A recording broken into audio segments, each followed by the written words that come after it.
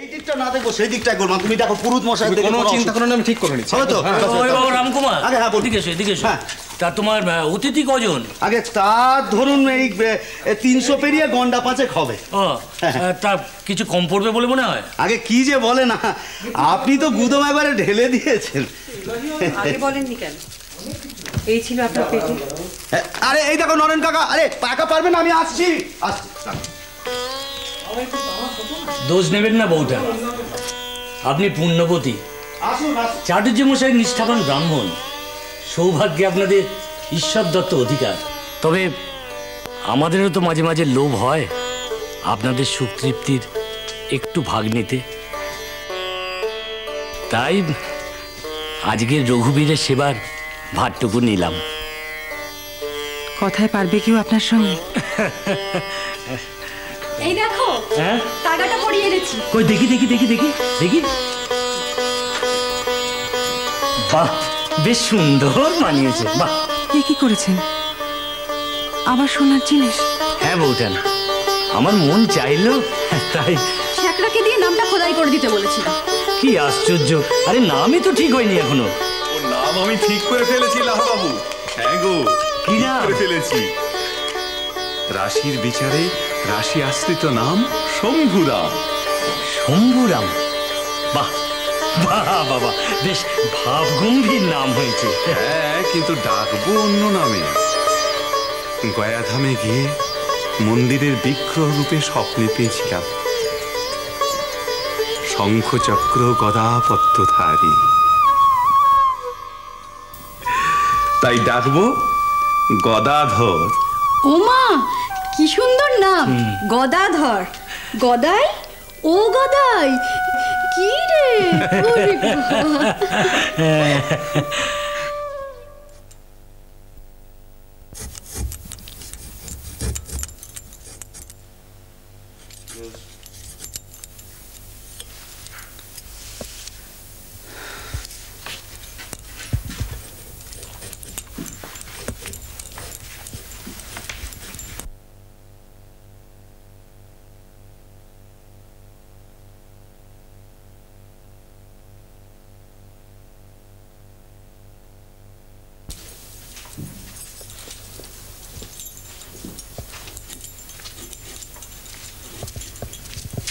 ও ধুনি এলি? আমাকে দেখেছো?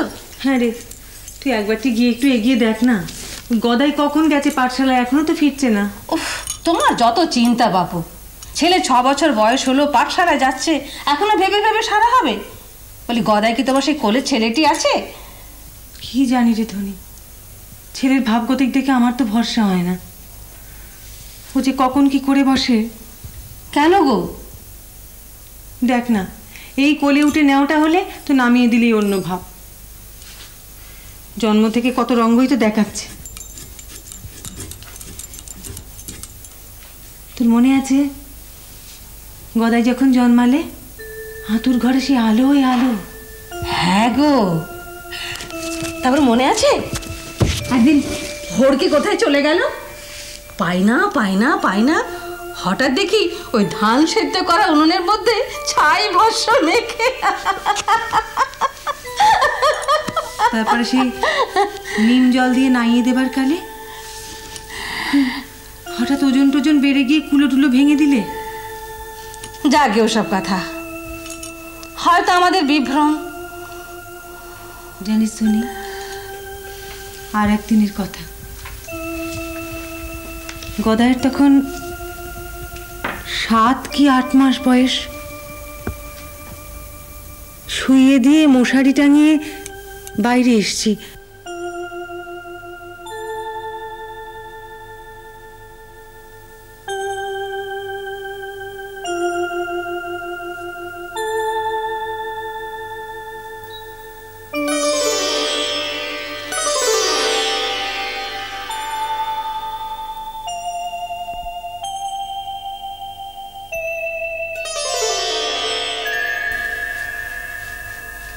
হাতের কাজ ছেড়ে ফিরে এসে দেখি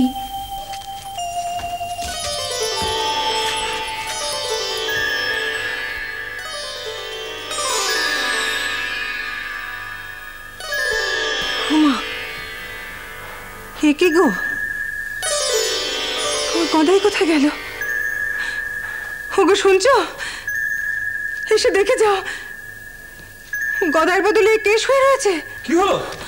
কি হলো? এমন চেঁচাচ্ছ কেন? দেখেছ? তাকিয়ে দেখো, আমার গদার বদলে কে শুয়ে রয়েছে।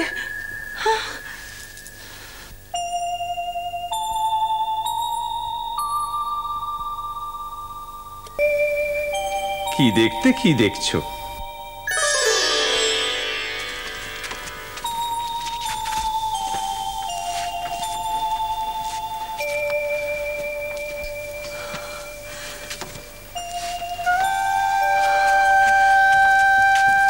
কে? এ তোমার গদাই না?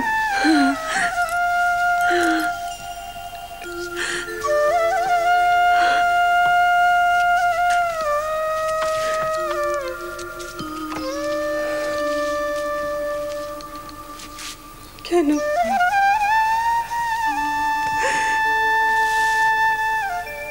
কেন তুই আমার সঙ্গে এমন করিস?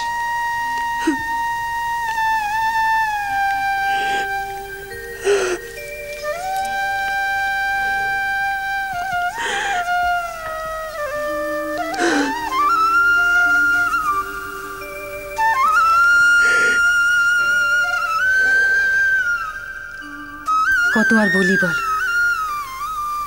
এমন কথা কইবে 5টা বামুনে চেয়ে থাকবে।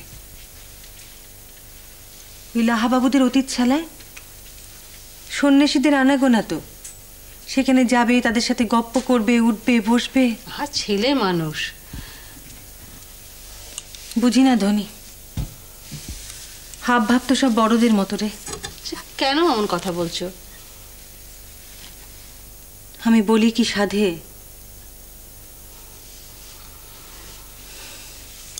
সেদিনের কথা তো জানিস না।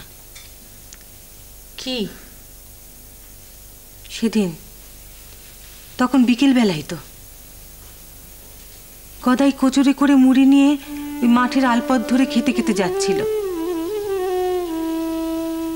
আকাশ ছেয়ে আছে কালো মেঘে, তার উপর সাদা বকের শাড়ি।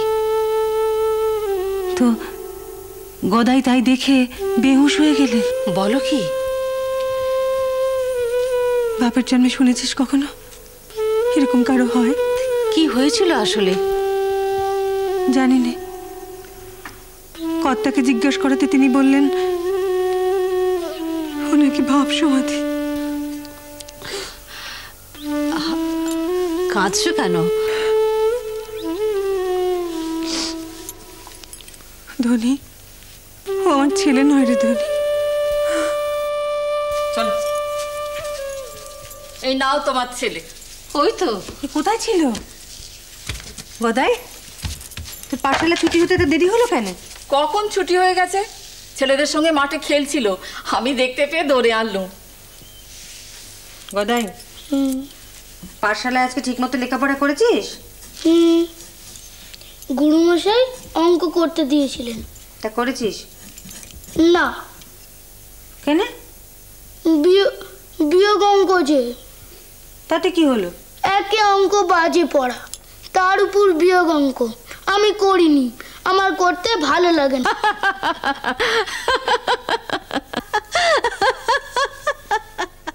রাগ করছো কেন মা?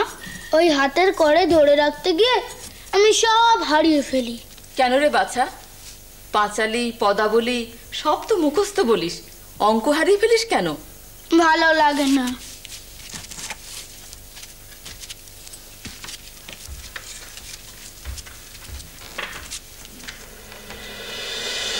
ধীরা